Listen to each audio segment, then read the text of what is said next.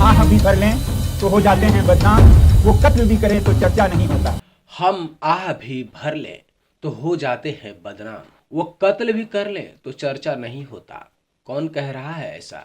कौन सीधे तौर पर सरकार को चुनौती दे रहा है? कौन कह रहा है कि हमें देशद्रोही करार दिया जा रहा है?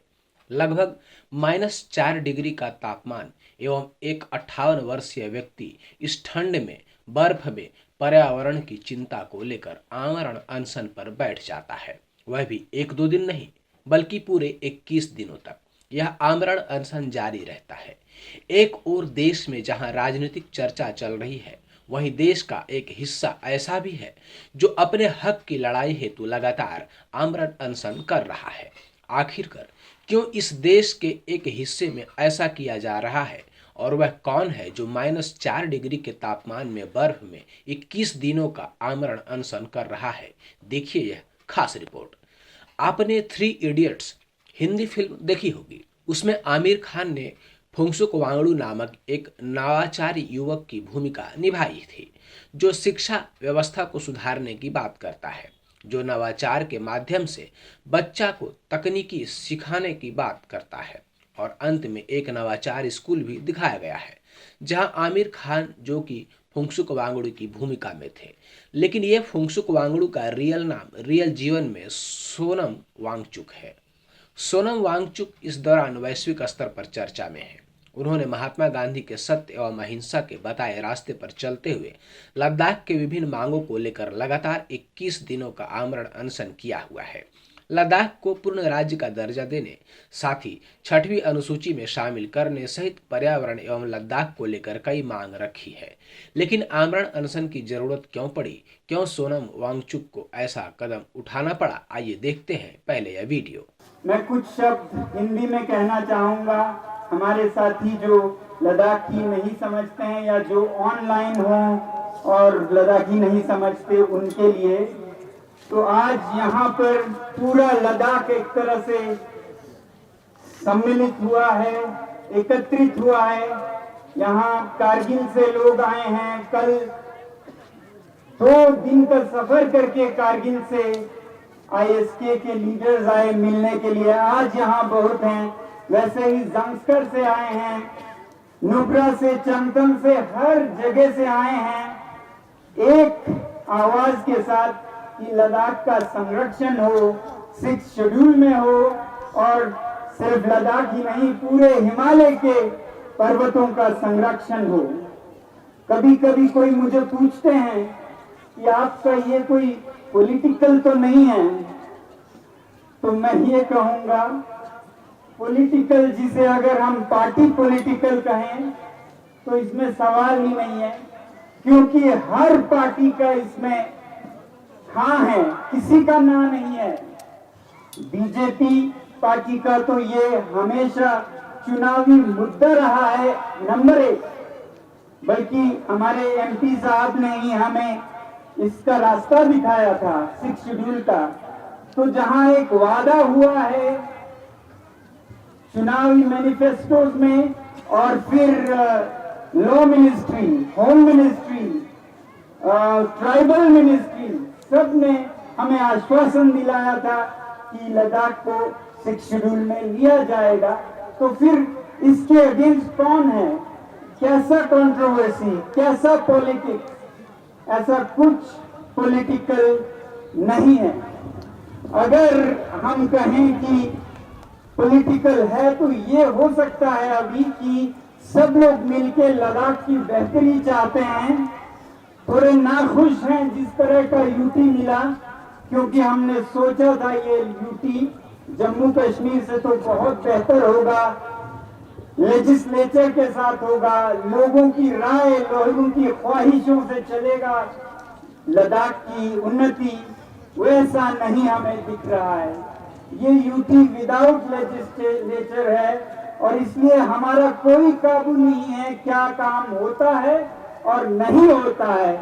तो इसलिए बहुत धीरे चल रहा है, बहुत से फंड वापस जा रहे हैं और कारगर इफेक्टिव नहीं हो रहा है। तो अब इस हालत से तंग होकर हाँ लोग मांग रहे हैं स्टेटहुड, और क्यों ना मांगे, क्या गलत है स्टेटहुड मांगने में? जम्मू कश्मीर को जब वादा किया गया कि आपका स्टेटहुड बहाल किया जाएगा, अभी आप यूटी हैं, तो लद्दाख ने क्या गुनाह किया कि उन्हें विदाउट रिप्रेजेंटेशन, विदाउट लोकतंत्र रखा जाएगा? क्या गुनाह किया? क्या ये लद्दाख के देशभक्ति का सजा है कि उन्हें एक शख्सियत राज करेगी? हमारे 4 एमएलए, 2 एमएलसी हमारी आवाज को असेंबली में ले जाते थे, उस हिसाब से तरक्की होती थी। अभी 0 हो गया है, वो 0। तो लोकतंत्र में तो हम पीछे चले गए हैं। स्टेट्स में कभी राज्यपाल प्रशासन, गवर्नर रूल लगे तो उसे बदकिस्मती माना जाता है कि लोकतंत्र को रोकना पड़ा है, और ऐसा 2 महीने, 5 महीने, 6 महीने के लिए ही किया जाता है। तो अब लद्दाख तो अनिश्चित काल इनडेफिनेट गवर्नर रूल में चला गया, अंधेरे में चला गया।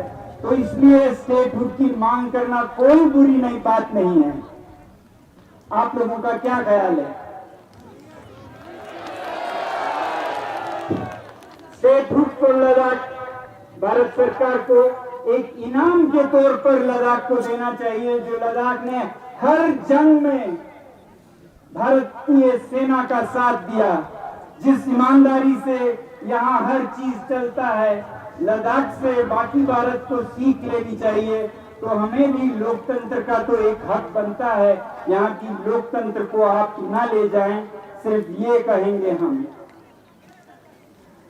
मगर जब लोकतंत्र की बात करते हैं तो लोकतंत्र की कुछ खामियां भी हैं, इसीलिए हमें 6 शेड्यूल मांगना पड़ रहा है।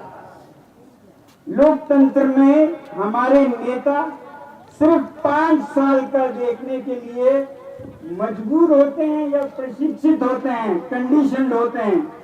तो इसलिए वो सिर्फ छोटे दृष्टि से प्लानिंग करते हैं, जबकि प्रकृति, ये पहाड़, ये ग्लेशियर, ये जंगल, ये जानवर, प्रकृति दशकों और सदियों के तरीके से चलता है, 5 साल से नहीं।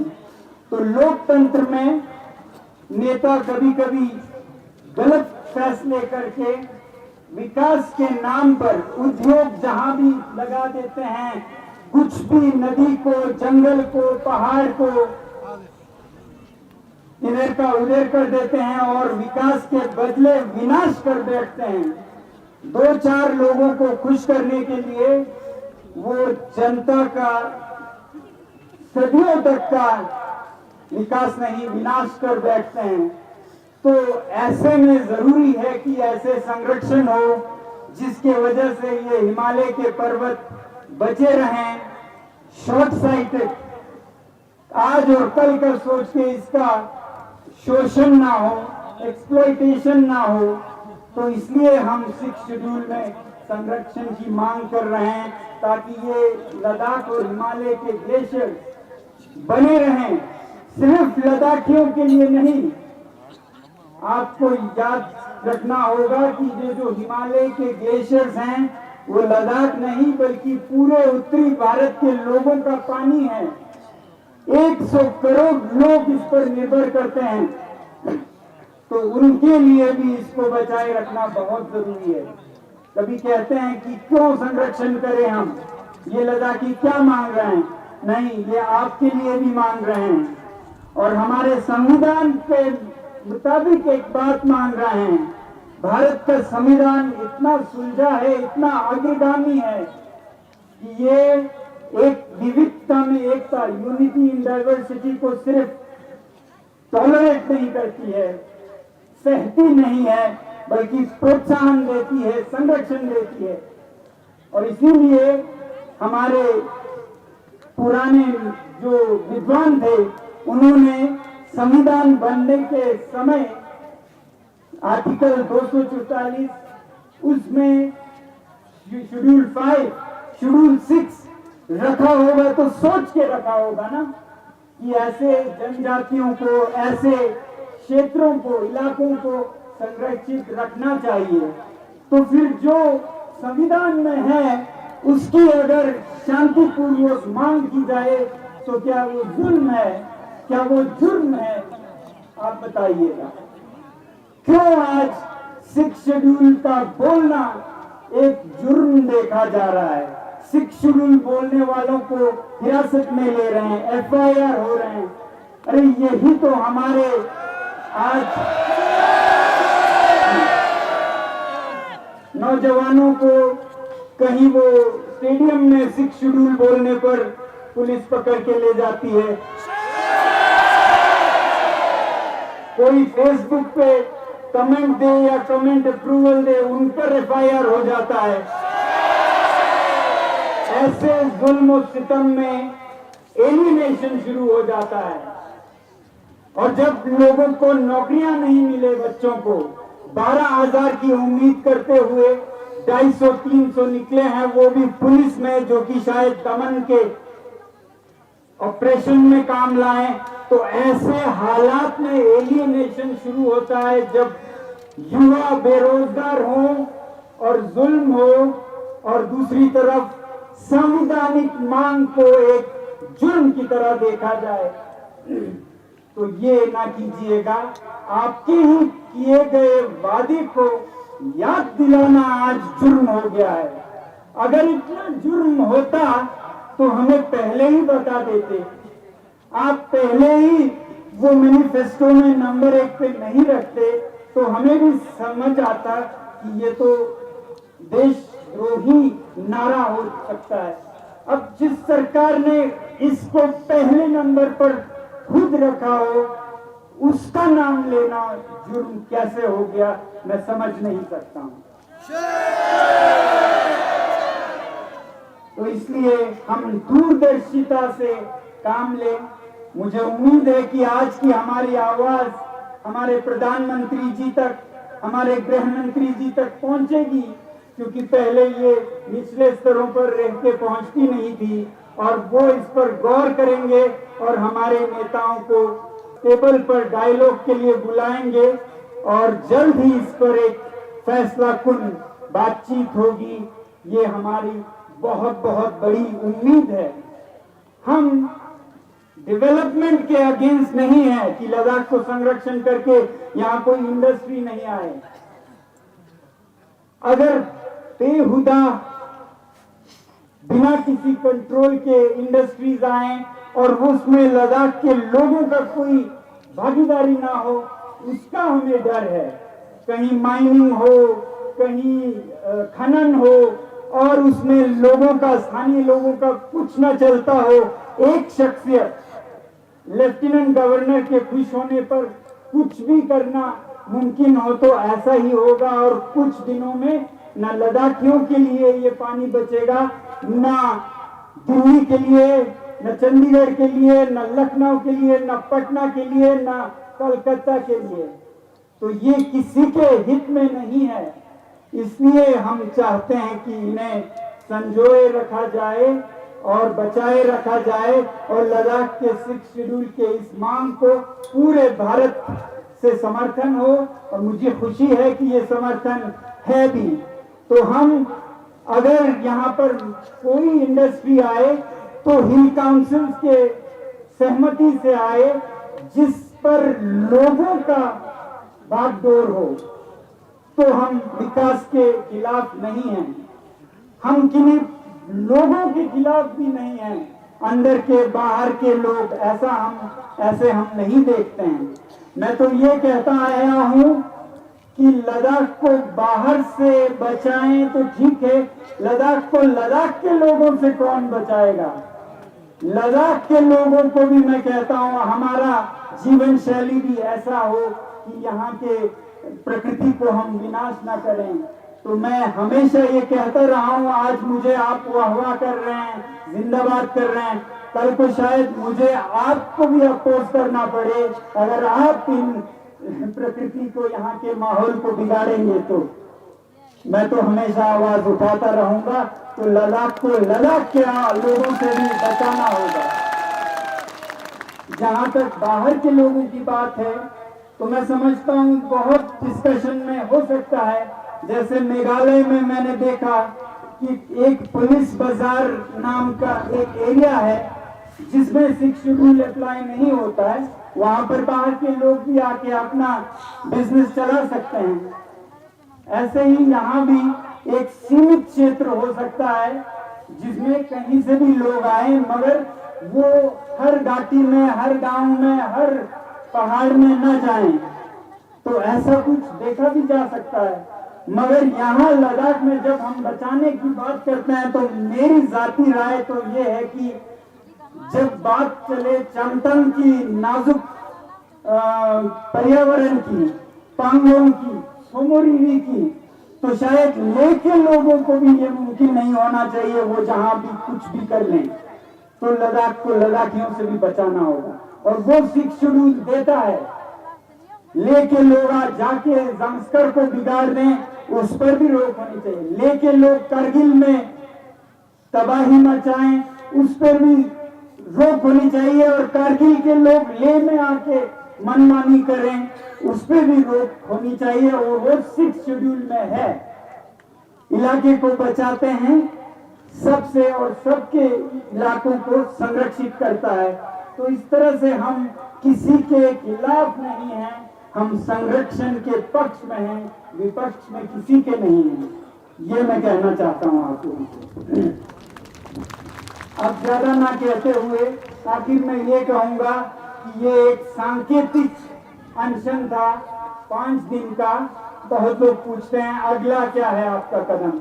मेरी तो उम्मीद है कि हमारी सरकार बहुत ही संवेदनशील है और सहानुभूति रखते हैं लद्दाख के लिए, और हमारी आवाज अब तक तो पहुंच गई होगी। बच्चा बच्चा आपने देखा होगा बोल रहा है 6 शेड्यूल। बूढ़े 75 साल के लोग बर्फ में अनशन करके बोल रहे हैं 6 शेड्यूल, और कितनी आवाज लगानी पड़ेगी। तो मुझे उम्मीद है कि आवाज पहुंच जाएंगे और जाएगी और हमारा एक आगे बढ़ेगा ये फैसला और ये बातचीत। अगर वो नहीं होता है, अगर अब भी हमें इंतजार करते रखा जाता है, तो मेरा अपना व्यक्तिगत प्रतिज्ञा ये है कि अगला अनशन 10 दिन का होगा और उसके बाद 15 दिन का होगा, उसके बाद 20 दिन का होगा। जब तक हमारी सरकार हमारी आवाज को न सुने, ये बढ़ता ही जाएगा। यही मैं आप लोगों से कहना चाहता था। मैं पूरे भारत से जो लोगों ने हमें समर्थन दिया, और सिर्फ लद्दाख के लिए नहीं, पूरे हिमालय के लिए, और जो लोग आप अपने पहाड़ों को, जंगलों को, नदियों को बचाने के लिए भी एकजुट हो रहे हैं, उनको मैं सलाम करता हूं, धन्यवाद देता हूं। इसी बात के साथ मैं आप लोगों का फिर से शुक्रगुजार हूं। मैं तो खुद जो मेरे से हो सकता था वो करने की कोशिश कर रहा था। कहते हैं मैं अकेला ही चला था जानिबे मंजिल, मगर लोग आते गए कारवां बनता गया। सोनम वांगचुक ने कहा है कि लोकतंत्र में कई बार नेता गलत फैसला लेकर उद्योग कहीं का कहीं लगवा देते हैं, जिससे नदी, पहाड़, जंगल, जानवर सब प्रभावित होते हैं। सरकार केवल 5 साल से चलती है, लेकिन यह प्रकृति हजारों वर्षों से अपने अनुसार चल रही है। इसे प्रभावित करना अच्छा नहीं है। यहाँ विकास के बदले विनाश हो जाता है। ऐसे में जरूरी है कि ऐसा संरक्षण हो कि हमारे हिमालय का पर्यावरण बचा रहे। हिमालय के तराई क्षेत्रों में लद्दाख एवं हिमालय के ग्लेशियर के लगातार गलने को लेकर सहित कई मांगों को लेकर सोनम वांगचुक ने कई बार सरकार से मांग रखी थी। जब सरकार ने इस ओर ध्यान नहीं दिया तो 6 अलग अलग मांगों को लेकर सोनम वांगचुक 21 दिन के हड़ताल पर बैठ गए, और 21 दिन के बाद जब हड़ताल समाप्त हुआ तो उसके अगले दिन ही लद्दाख की सैकड़ों महिलाएं आमरण अनशन पर बैठ गई। यह आमरण अनशन एवं आंदोलन का अलग अलग चरण लगातार चल रहा है। वहीं चीन द्वारा जगह हथियाने को लेकर भी सोनम वांगचुक ने बोला है और अब लंबी पदयात्रा हिमालय एवं लद्दाख के बर्फीले क्षेत्र में कर रहे हैं। आज मेरे पहले चरण का अंत है, मगर ये अनशन अभी खत्म नहीं होगा। मेरे बाद महिलाएं कल से 10 दिन का अनशन रख रहे हैं और सैकड़ों महिलाएं यहाँ पर होंगी। फिर उसके बाद युवा अपना अनशन रखेंगे और उसके बाद भिक्षु जो बुद्धिस्ट भिक्षु है वो रखेंगे। उसके बाद बड़े बूढ़े रखेंगे। फिर दोबारा से महिलाएं और शायद उस समय तक मैं फिर वापस आऊं फिर अनशन रखने के लिए। तो ये सिलसिला चलता रहेगा। आज के बारे में बताऊं तो आज यहाँ पर बहुत से लोग जुड़े हैं। लगभग 6000 लोग अभी यहाँ पर हमारे साथ जुड़े हैं। आप देख रहे हैं ये एक दिन के अनशन पर हमारे साथ थे और आज दिन में बहुत सुंदर था, बहुत सुंदर था क्योंकि हर मज़हब के, हर धर्म के लोग यहाँ पर आए। पहले हिंदू महासभा के सदस्य और अध्यक्ष यहाँ आए, फिर पंजाब से सिख जो किसान और संस्थाएं हैं वो रास्ते से गाड़ी से यहाँ पहुँचे। फिर उसके बाद यहाँ पर और धर्मों के लोग आए, इस्लाम के, शिया के, क्रिश्चियंस सब यहाँ जुड़े हमसे। और फिर एक मशहूर नायक, एक्टर, हिंदी और दक्षिण भारत के, वो यहाँ पर आए। उन्होंने अपने समर्थन जताया लोगों में। तो इस तरह से आज का दिन बहुत ही रौनक था और इसीलिए शायद मेरी ऊर्जा थोड़ी आपको बड़ी दिख रही होगी आज। तो इस तरह से ये हमारा कारवां बढ़ता जा रहा है। वो कहते हैं ना, मैं अकेला ही चला था जानिबे मंजिल मगर लोग आते गए कारवां बनता गया। ये कारवां अभी भी बनता ही जा रहा है और इसमें एक बहुत बड़ा महत्वपूर्ण अंग है इस कारवां का आप, जो कि पूरे भारत से हमसे जुड़ रहे हैं और आप भारत के अलग अलग शहरों से लद्दाख के समर्थन में निकल रहे हैं और ये हमें ऊर्जा देती है। तो हमें उम्मीद है कि हमारी आवाज़ बहुत बुलंद होकर सरकार तक पहुंचेगी। ये आवाज़ किसी भी सरकार को हिलाने के लिए काफ़ी है। ये भी मैं आपको बताऊं कि पिछले 21 दिनों में यहाँ पर लगभग 40,000 लोग जुड़े, हर दिन 2, 3, 4 हज़ार करके। और उससे कुछ हफ्ते पहले तो 30,000 लोग मैदान में जुड़े थे। तो इस तरह से देखें तो कोई 60-70 हज़ार लोग चल के आए, जिसे कहते हैं वोटिंग विद देयर फीट। पैरों से उन्होंने वोट दिया लद्दाख के संरक्षण के लिए और सरकार को अपने वादे याद दिलाने के लिए। तो इतना समर्थन है आप लोगों का और यहाँ के लोगों का। तो मैं उम्मीद करूंगा कि ये समर्थन जारी रहेगा और ये आंदोलन जारी रहेगा। मगर उम्मीद मेरी ज़्यादा ये है कि इतना सब हमें करने की ज़रूरत नहीं पड़ेगी और इससे पहले ही हम उम्मीद करते हैं और विनती करते हैं कि सरकार हमारी आवाज़ सुने, सरकार लोकतंत्र की आवाज़ सुने। क्योंकि 3 लाख लोगों में से अगर 60-70 हज़ार लोग पैदल चल के आते हैं तो वो जमहूरियत में तो सबसे बड़ी आवाज़ है। तो ये आवाज़ बढ़ती रहे, आप लोगों का समर्थन रहे। आज मैं इतना ही कहूँगा। बहुत बहुत धन्यवाद और जय हिंद। सोनम वांगचुक ने कहा है कि सरकार अब कुछ बोलने पर अपने ही जनता पर अत्याचार करने लगी है। युवा जब बेरोजगारी की बात करते हैं तो वो लड़कों को उठाकर ले जाते हैं। जिस भाजपा सरकार ने लद्दाख को लेकर 6वें शेड्यूल एवं पूर्ण राज्य की बात अपने घोषणा पत्र में की थी, वही सरकार अब हमारी इस मांग से नाराज हो रही है। आखिरकार यह नाराजगी क्यों है? जब नाराज होने वाली बात थी तो उसे घोषणा पत्र में ही क्यों रखा गया? समझ से परे है। हम विकास के विरोधी नहीं हैं, किंतु ऐसा विकास जो लद्दाखियों के फायदे का ना हो, लद्दाख के यदि फायदे का नहीं और केवल इसमें सरकार में बैठे कुछ लोग खुश हैं, तो ऐसा विकास हमें नहीं चाहिए। सुनिए 21 दिन के बाद जब महिलाएं हड़ताल पर बैठी तो आगे क्या तय किया गया, आंदोलन को लेकर क्या कहा सोनम वांगचुक ने। हम किसी और पर दुख नहीं दे रहे हैं, पीड़ा नहीं दे रहे हैं, खुद को दे रहे हैं। यही तो गांधी जी का रास्ता था। जब हम ये कह रहे थे कि हम बॉर्डर की तरफ मार्च करेंगे तो कई लोगों ने हमें भी आप देशद्रोही हैं ऐसा कहा। हम आह भी भर लें तो हो जाते हैं बदनाम, वो कत्ल भी करें तो चर्चा नहीं होता।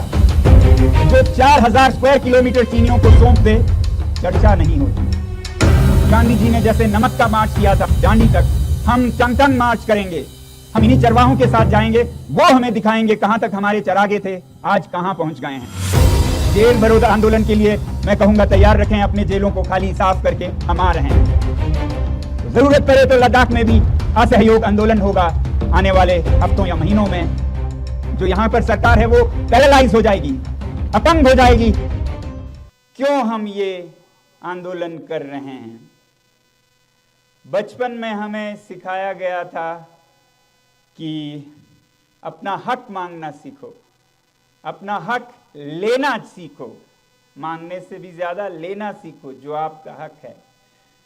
वचन का पालन करना सीखो, वादों को निभाना सीखो, सच्चाई पर चलना सीखो। ये सब हमारे विद्यालयों में, भारत के पाठ्यक्रम में हमारे शिक्षकों ने हम में ठूस ठूस के भरा है। और अब नहीं होता हमसे जब कहीं अन्याय हो और वो हम पे ही हो, तो और भी आवाज उठाना नेचुरल है, प्राकृतिक है। तो ऐसा ही कुछ जरूरत लद्दाख में पड़ी है, क्योंकि लद्दाख में जैसा आप लोगों को मालूम है, लद्दाख का ये पर्यावरण बहुत ही संवेदनशील है, नाजुक है, बिगड़ सकता है, बहुत अलग है ये बाकी देश से, बल्कि दुनिया से। ये लखनऊ, चंडीगढ़, उत्तर प्रदेश जैसा नहीं है, ये तो मंगल ग्रह जैसा ज्यादा दिखता है किसी और प्रदेश से। तो ऐसे एक भूभाग का संचालन, उसकी देखरेख, उसका रख रखाव, संरक्षण कैसे करें, ये यहाँ के जो मूल निवासी जनजातीय जनसंख्या है उन्हें आता भी है और उनकी जिम्मेदारी भी है। तो इन्हीं जिम्मेदारियों को निभाने के लिए जब लद्दाख जम्मू कश्मीर से अलग हुआ एक यूटी बनकर, तब हमने दो उम्मीदें की थी। पहली तो कि इन पहाड़ों को, इन जनजातियों को संरक्षण 6वें शेड्यूल में मिलेगा, भारत के संविधान में जो रखा हुआ है भारत माता ने ऐसे पुत्रों पुत्रियों के लिए जो थोड़े अलग जीवन जीते हैं, पहाड़ों में हैं, कहीं जंगलों में हैं, जिन्हें हम इंडिजिनस पीपल, ट्राइबल पीपल या जनजातीय लोग कहते हैं। असल में ये एक रखवाले हैं भारत के प्राचीन ज्ञान का। आज दुनिया को, भारत ही नहीं दुनिया को इनसे सीखने की जरूरत है कि इस पृथ्वी पर अगर शांति से रहना है तो कैसे जिएं, वो इन जनजातियों से सीख मिलेगी। तो इन्हें संजोए रखने के लिए ये 6 शेड्यूल की उम्मीद लद्दाख के लोगों ने जरूर की, क्योंकि यहाँ पर 97% जनजातीय संख्या है ऐसा कहा जाता है। तो ये तो एक बिना सोचे समझे मतलब प्राकृतिक सी बात है कि ये शेड्यूल यहाँ मिले। और इसी तरह से सरकार ने वादे किए कि ऐसा ही होगा। जब यूटी बना, जिस पर हम बहुत खुश हुए, कृतज्ञ हुए, उसके बाद उन्होंने फिर वादे किए कि ये संरक्षण भी आपको दिया जाएगा। और इन वादों को चुनावों में, घोषणा पत्र में लाया गया, मैनिफेस्टो में नंबर 1, 2, 3 पर। और इसी को देखते हुए, इसी विश्वास में, इसी भरोसे पर लोगों ने भारी संख्या में वोट देकर सरकार को, जो अभी सरकार है, उसको जिताया। संसदीय चुनाव में भी, हिल काउंसिल में भी। मगर उसके बाद वो वादे से पीछे हटे और 4-4.5 साल के टाल मटोल के बाद पिछले 4 मार्च को उन्होंने साफ इनकार कर दिया। वादा करने के बावजूद क्या ये जायज है आप लोगों? प्रकाश फूल सजावट केंद्र, जहां आपको फ्लावर डेकोरेशन, वेडिंग डेकोरेशन और कैटरिंग की सभी सुविधाएं मिलती है। तो देर किस बात की, आज ही संपर्क करें।